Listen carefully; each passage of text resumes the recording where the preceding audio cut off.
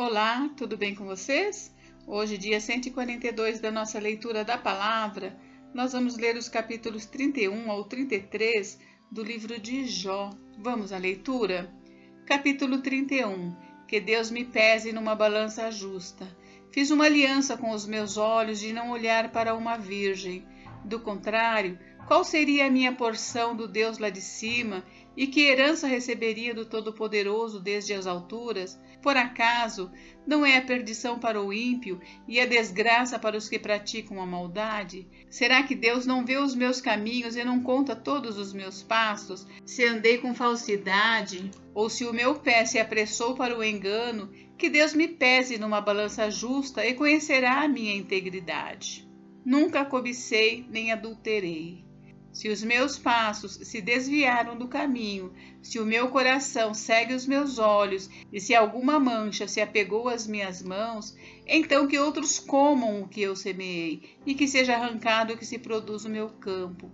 Se o meu coração se deixou seduzir por uma mulher, se fiquei rondando a porta do meu próximo, então que a minha mulher moa os cereais para outro homem, e que outros se deitem com ela.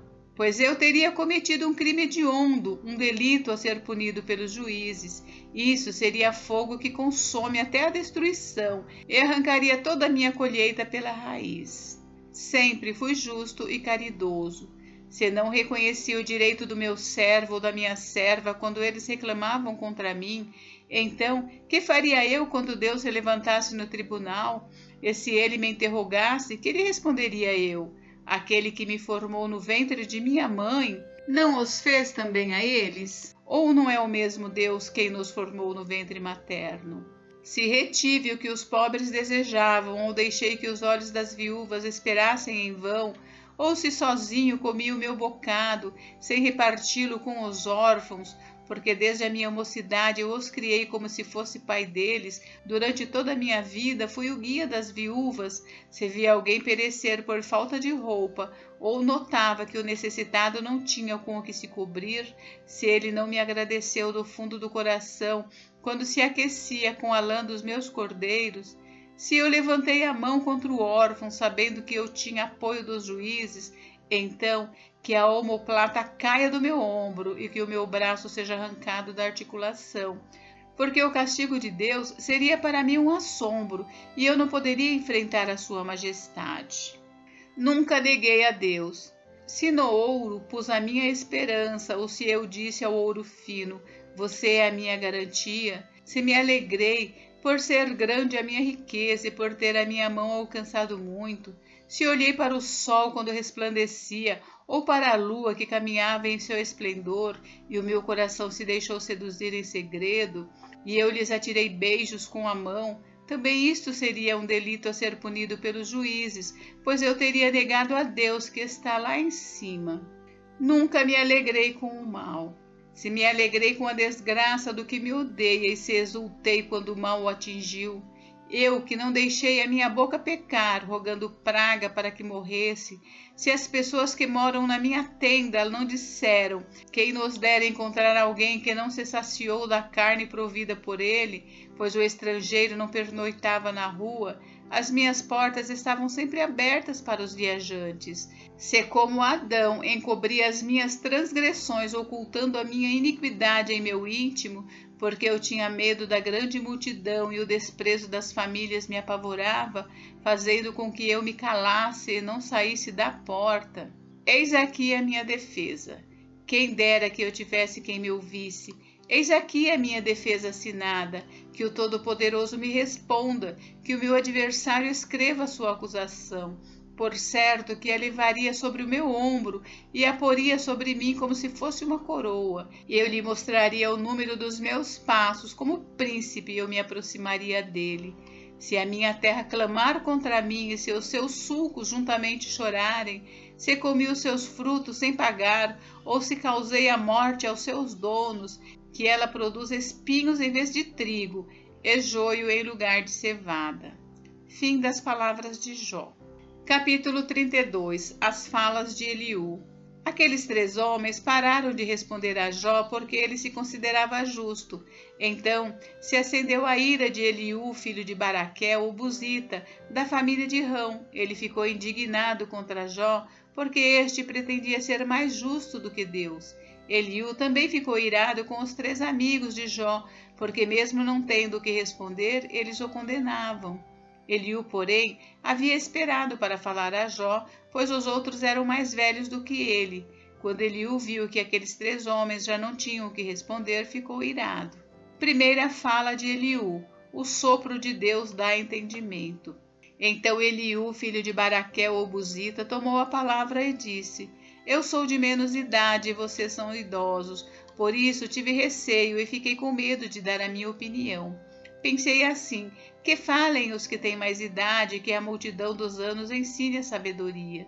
Na verdade, há um espírito no homem e o sopro do Todo-Poderoso lhe dá o entendimento.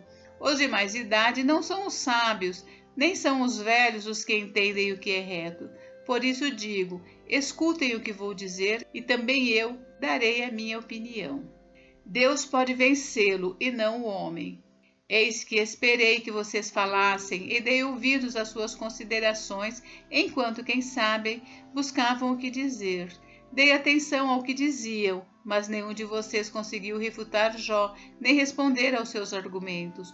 Portanto, não me venham com a seguinte desculpa: descobrimos a sabedoria. Deus pode vencê-lo e não o homem. Ora, ele não me dirigiu palavra alguma, e eu não lhe responderei com as palavras que vocês usaram. Darei a minha opinião. Jó, os 3 estão pasmados, já não respondem, faltam-lhes as palavras. Será que devo esperar, pois não falam, estão parados e nada mais respondem? Também eu, de minha parte, vou responder e darei a minha opinião, porque tenho muito que falar, e o meu espírito me constrange. Eis que dentro de mim sou como o vinho sem respiradouro, como os odres novos prestes a arrebentar. Permitam, pois, que eu fale para poder desabafar. Abrirei os lábios e responderei. Não tratarei nenhum de vocês com parcialidade, e não vou lisonjear ninguém, porque não sei lisonjear. Se assim fizesse, em breve me levaria o meu Criador. Capítulo 33. Os meus lábios proferem o puro saber. E agora, Jó, escute os meus argumentos e dê ouvidos a todas as minhas palavras. Passo agora a falar, em minha boca fala a língua. Os meus argumentos provam a sinceridade do meu coração e os meus lábios proferem o puro saber. O Espírito de Deus me fez e o sopro do Todo-Poderoso me dá vida. Responda-me, se for capaz. Prepare os seus argumentos e apresente-se diante de mim. Eis que diante de Deus sou igual a você, também eu fui formado do barro. Por isso não tenha medo de mim, a minha mão não será pesada sobre você. Você disse que não tem iniquidade. Na verdade, você falou diante de mim. Eu ouvi o som das suas palavras dizendo: estou limpo, sem transgressão, sou puro e não tenho iniquidade. Eis que Deus procura pretextos contra mim e me considera o seu inimigo. Prendeu os meus pés com correntes e observa todas as minhas veredas. Deus é maior do que o homem. Devo lhe dizer que nisto você não tem razão, porque Deus é maior do que o homem, porque você discute com ele afirmando que ele não presta conta de nenhum dos seus atos. Pelo contrário, Deus fala de um modo, sim, de 2 modos, mas o homem não atenta para isso. Em sonho ou em visão de noite, quando o sono profundo cai sobre as pessoas, quando adormecem na cama, então lhes abre os ouvidos e lhes cela sua instrução, para afastar o ser humano dos seus planos e livrá-lo do orgulho, para guardar a sua alma da cova e a sua vida de passar pela espada. Deus lhe restitui a sua justiça. Também no seu leito é castigado com dores, com incessante conflito em seus ossos, de modo que abomina o pão e detesta até a comida mais saborosa. A sua carne que se via agora desaparece, e os seus ossos que não se viam agora aparecem. A sua alma está perto da morte, e a sua vida se aproxima dos que trazem a morte. Se com ele houver um anjo intercessor, um dos milhares, para declarar ao homem o que é certo, então Deus terá misericórdia dele e dirá ao anjo: Livre-o para que não desça a cova. Já achei um resgate para ele. Então a sua carne recupera o vigor da infância e ele volta aos dias da juventude. Ele ora a Deus, que se agrada dele. Com alegria vê a face de Deus, e Deus lhe restitui a sua justiça. Depois cantará diante de todos e dirá: pequei, perverti o direito e não fui punido como merecia. Deus livrou a minha alma de ir para a cova, e a minha vida verá a luz. Eis que Deus faz tudo isso 2 e 3 vezes no seu trato com o ser humano, para reconduzir da cova a sua alma e iluminá-lo com a luz dos viventes. Agora, Jó, preste atenção e escute o que vou dizer. Fique calado, porque vou falar.